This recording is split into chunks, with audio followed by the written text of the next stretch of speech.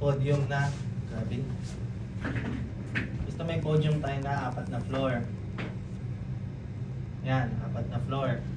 Ang anong area na to? 1976. 1976, isang floor.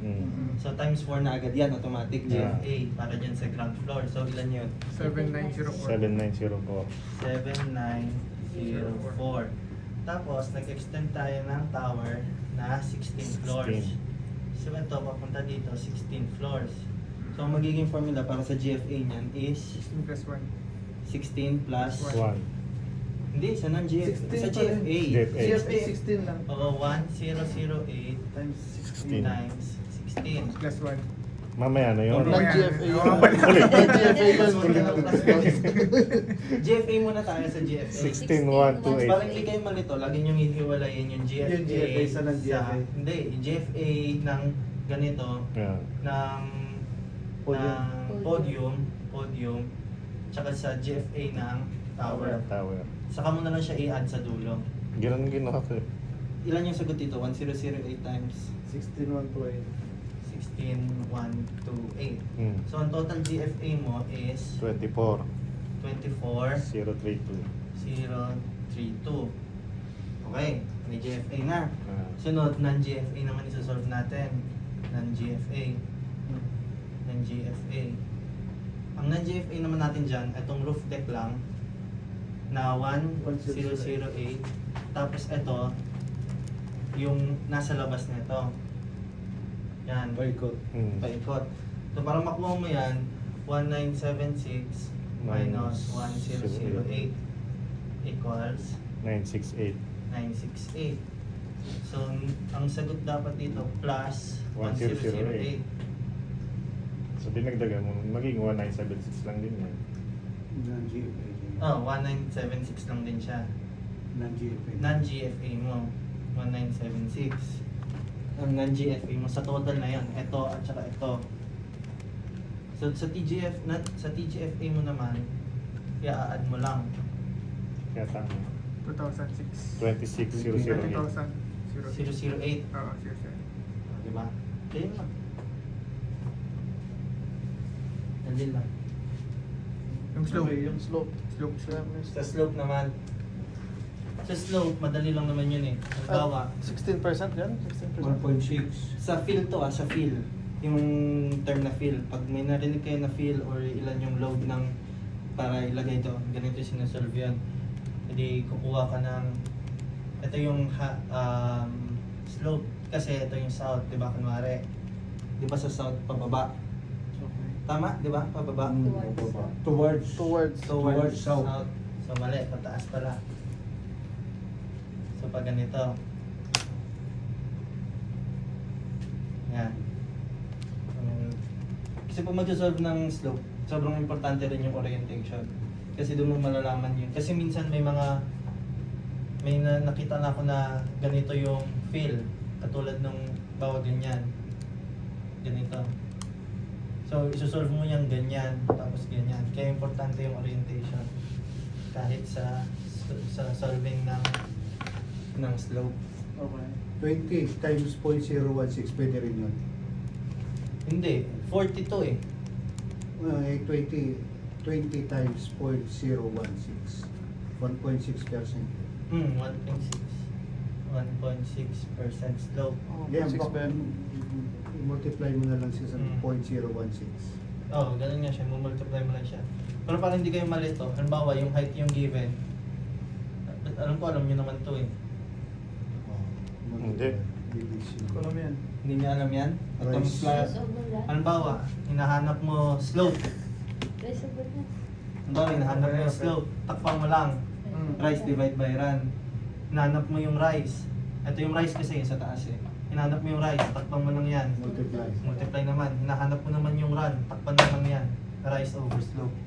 Ganun yung formula lagi. Laging ganyan triangle na yan. Okay, apply mo. Ayan. Tapos multiply mo lang. 1.6 times 40 times 1.6%. Yun lang. Yun lang. Ilan yan? Kakalabas? Ganda yun. 0.64. Oh, 0.64. Yan yung height mo, hindi pa yun yung feel. Okay. Para makuha mo naman yung feel, kasi ang pag-feel ng pinag-uusapan, volume na yun eh. Hmm. Di ba? So, kung kunin mo muna yung area, yung formula ng triangle is base times height divide by 2. So, 40 times 0.64 divide by 2, ilan?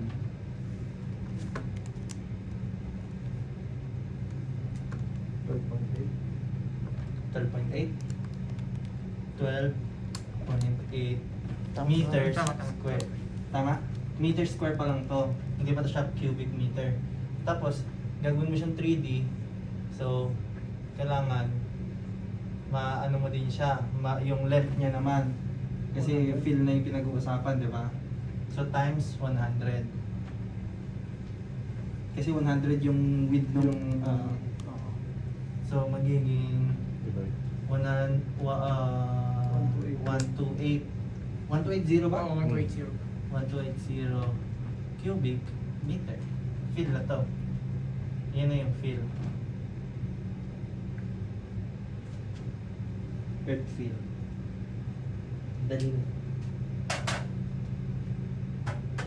Class.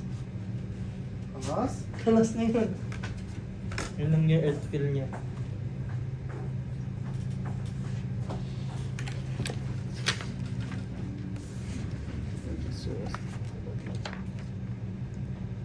Kaya importante din talaga yung orientation kasi doon mo malalaman kung saan mo ita-times. Kung times 100 ba o times 40. Kaya importante yung orientation pag nag-solve ka ng slope. Kung saan papunta yung slope. At saka madalas naman, yung given na binibigay is either towards sa road or yun, Pero may na-solve tayo dati pag ganito eh. Ay, dalawa yung slope niya. nasan yung road. Isang ano lang. Halimbawa, nandito yung road sa baba. Oo. Yung slope niya, papataas at saka isang pagano. Kaya yung computation ng slope ng dalawa.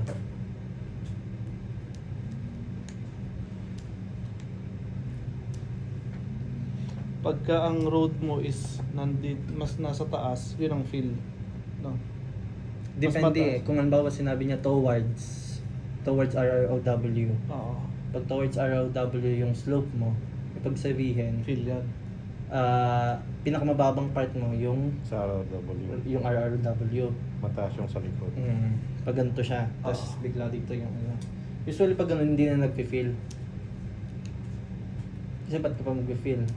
Kasi nakaslope ng Oo. pattern. Kung ganun. Kakat Cut yun. Cut yun, no? Pero hindi na kinakompute yun eh. Yung pinapakompute lagi dyan ang feel. Kasi sa lahat ng Towards to parameter- rear ba to? Hindi ko Towards nabasa. south eh. South, ang south ang south mo is Towards, nandun papunta. ang ano mo. Papunta, di ba? Towards south, Towards south. ang slope. Oo. Hindi mo na kailangan yan. Pinakita ko lang kung paano i-solve. Picture ko North east. Post natin sa... Di tama. Tama lang yung presentation. No? Kumbaga pinakita mo lang sa kanila kung paano kumuha ng ng, field. ng feel. Pero hindi siya necessary, hindi naman necessary na ano, just in case lang. Kasi tinatanong din yun eh. Usually lumalabas din yung slope eh. Hindi, yung sa field. kung Ayun sa ganong- feel, kasama sa question. Kalaking cubic meter ang... Tapos minsan ilang load ng truck, di ba? Ganun yung mga tanong nila. Kasi lagi nyo lang tatandaan yung triangle na yan. Yung Isuzu ilang cubic meter ba yun? Isusuel pa siya. Yung tanong yun. Hindi ko alam. Hindi, create Ilang lang kubik siya. ko? Yung ilang cubic pag puno yan ng graba. Mali ko. Pag puno yun ng simento. Depende sa brand eh, no? Okay, may canter pa nga tanong eh. Ang canter ilan cubic meter? Yari, pag ganun. Kasi yung mga binibigay sa ating mga quizzes sir, given yung paano mo...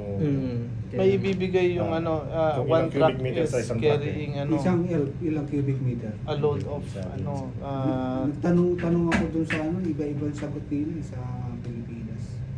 May 2 cubic meter yung air, may 1.8. Mayroon namang 3 cubic meter. Kaya hindi ko 6 load. distinguish. May gusto pa ba kayo itanong? Sa design lang ako makakatulong sa inyo sa ibang subject, hindi na. sa R5. Yung R5. paano ko compute yun sa R5. Kasi yung hula ko dyan, yun nga eh, yung from 5th floor hanggang pataas lang yung R5. Kasi residential. Yun yung residential.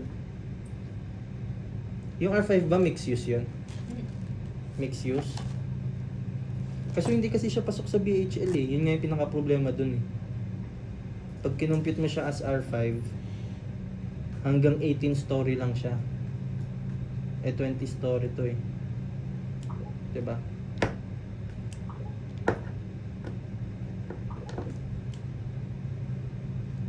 Kaya hindi ko alam. Pero madali lang naman. Kung gagawin mo naman R5, babaguhin mo lang naman yung value ng mga max eh. Doon lang naman, halimbawa, nagsosolve ka. Yung classification naman niya yan, nakaka-apekto lang yan. Dito hindi to makaka-apekto kung anong classification kasi lahat ng setbacks given na. Unless hindi given yung setbacks, doon na siya makaka-apekto sa mismong problem. Pero mga dito, hindi naman.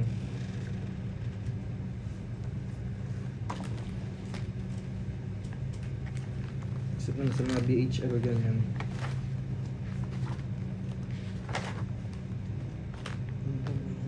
Mahirap dun eh. Yung BHL. Ano boss? Ano? Same sa akin yung ano.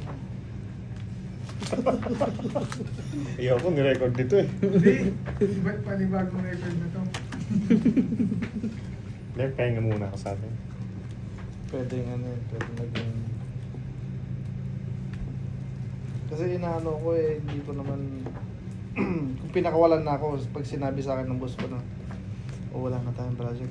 Ano, kung hindi ka man... Kasi nagsa-Saudi siya eh, may mga projects sa Saudi. Ano, maghanap ka na ng pagka Inspector ba mo? magiging all around. Oo, walang problema. Mag-umpisa sa inspector. Ang inspector lang naman. Hindi naman malaki yung project mo. Yung QQS ka rin. QQS ka rin. Survey. Kaya magpasa ka na ng resume mo. Bakit? Magsasara na kayo? Magsasara na kayo? Hindi. Si Jopin minsan tatango-tango talaga, hindi mo maintindihan eh. No? Kung kailan nag-take ng board exam, kailan uuwi? Bobo eh. Pati yung rock. Panibagong record. Pag iniisip ko, naiirita lang ako eh. Kaya ako binibigyan ng opportunity. Galit sa akin ito lagi pag ano eh. Kung hindi ka ba naman tanga eh, no? Gusto ko bigyan ng opportunity. Siya lang push eh. Ako ayoko na eh. Sayang kasi. Hindi sa bagay, pwede rin naman yung gusto niya. Kung hindi siya masaya sa ano, babalik naman pa rin naman sa ano. So dito. Sa profession na yun. Hindi kasi syempre, Nasaan ba siya sa Saudi? Hindi, mag-uwi na nga daw next year. kasi yung experience niya dito na ilang taon, yun yung pinakasayang dun eh. Halimbawa mag-apply siya dito, 'di ba? Tapos may UPDA ka na, oh. Starting ka na ng ano yan. Mababa na 10 sa'yo dyan. Ilang taon ka na ba nag-apply? Hindi, pagka may UPDA, 15 na 10 na, sige. pinakamababa. 15 na ba? Oo, yun ang panlab. Talaga dapat maging confident ka na. Isang UPDA, company no? UPDA ako eh. UPDA. Tapos bibigyan yung experience mo naman na ano, Ilang taon yun. Ilang taon na, may Tapos ang 10 ganda pa, taon. isang kumpanya lang. Oo, Hindi. Oh, maganda. diba? Kasi pag marami kang kumpanya na pasukan, bakit ka Palipat-lipat. questionable sa HR yun?